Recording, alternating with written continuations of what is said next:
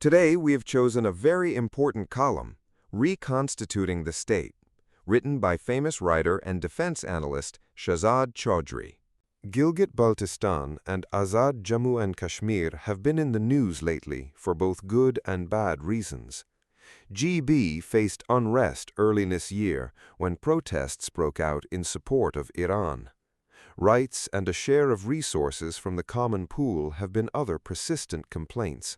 Till a few years back, the autonomously administered region had also turned into a refuge for militants, impacting the cohesion in an area of immense tourist interest.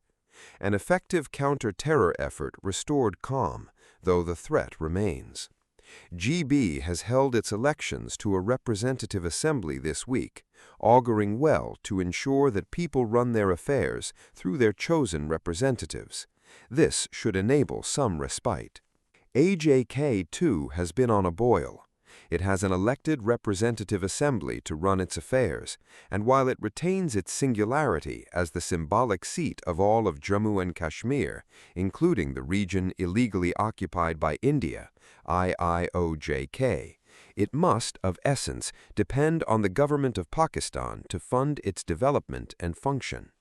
It has lately been claiming rights similar to any other province, where all representation is through the electoral process, without any nominations by the federal government in Islamabad. The 12 seats that are contested within Pakistan for the émigré Kashmiris from the Indian-occupied region are the bone of contention, with allegations that Islamabad exercises an unequal influence in the makeup of the assembly through such a separate electorate from mainland Pakistan. The two regions also remain economic laggards, even if socially vibrant and progressive. There is a need to reverse this equation.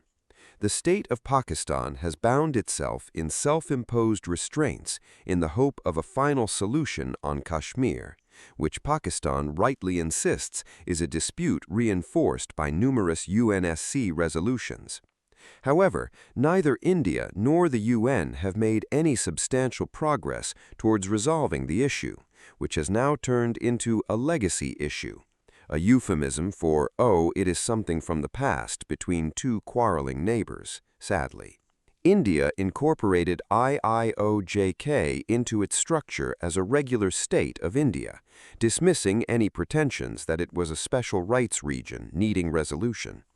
That doesn't necessarily remove the tag of it being disputed, but to whatever end, India hopes that time and resources will mollify what remains of the resident sentiment for independence. India has divided Kashmir into parts, established new residency rules, and is on the way to merge the disputed region completely with political and demographic gerrymandering. The last state and national elections in IIOJK do not seem to have registered a protest vote. The resident Kashmiris of AJK, administered under Pakistan, hold similar aspirations, but the government of Pakistan, for fear of the issue being diluted through formal incorporation of the region into mainland Pakistan, has desisted from making the move. There is some logic to Pakistan's stand, because it has professed for long that Kashmir needs a plebiscite per the aspirations of its people, and per the statutes of individual rights of a people. But there is an equal need to ensure that the part that aligns itself with Pakistan from within the disputed region must be administered in an exemplary manner. Currently, it is not the case. There should be a more formal engagement of the Federation with these regions to ensure equal rights with equal resource allocation to both GB and AJK. This is only possible when the status of the autonomously administered regions is changed to two regular provinces in a substantive structural correction. It is about time the Federation rethought its strategy, both on the two provinces and on the larger issue of Kashmir. Passive acquiescence does not and will not deliver a different consequence. Necessary provisions can be made in the Constitution, enabling a review whenever the larger issue of Kashmir and adjoining areas finally settles. China, while not a recognized party to the Kashmir dispute, has its own case on Ladakh, areas adjoining Tibet, and the Aksai Chin, part of which borders GB. Pakistan has already ceded that part to China in a border agreement in 1963. The remaining Aksai Chin is under Chinese control, needing settlement between China, India, and Pakistan when the larger issue of Kashmir is finally resolved. This explains why Pakistan proceeds on GB with caution, given the special nature of its relations with China. But if residents of the regions under the control of China and India are being given their due rights with opportunities as regular citizens, Pakistan should make an equal effort to facilitate and enable the people that remain under its administration. The creation of 2 additional provinces will need a wholesale review of the Constitution, permitting changes relevant to the needs of the time. This inevitably will mean tinkering with the structure of the federation, fiscal distribution, and the balance between federal and provincial authority and domain. This will help remove the unnecessary mental blocks, sensitive to some, opening the clauses for a review. A constitution should enable effective governance, not obstruct it. Pakistan suffers from inadequate and ineffective governance without accountability.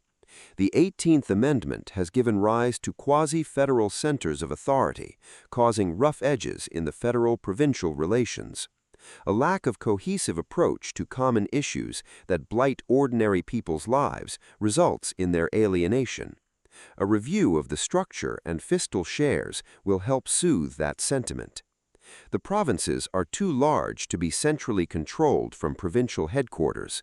Just as the 250 million population cannot be administered from Islamabad, provinces with 120 million population and 1/3 the size of the country are ungovernable from one location alone.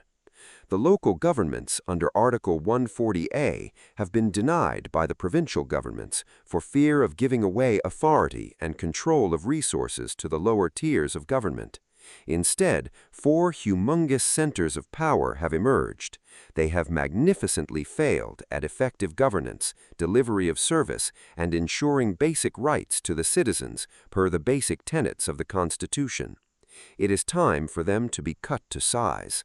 Or the failure of Balochistan to ensure security to its citizens, the state of Karachi as it stands, the lack of availability of health and education for the people, and inattention to remote regions will continue to manifest in collective failure to govern effectively.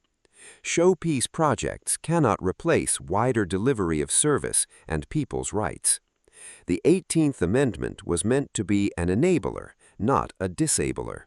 Unless we recognize how badly it has halted progress, we will continue to be administratively dysfunctional, while the populations turn increasingly disenfranchised. Pakistan today is facing the consequences of its disabilities. It needs a desperate course correction through structural readjustments. Thank you for watching. If you like the video, do like, share, and subscribe.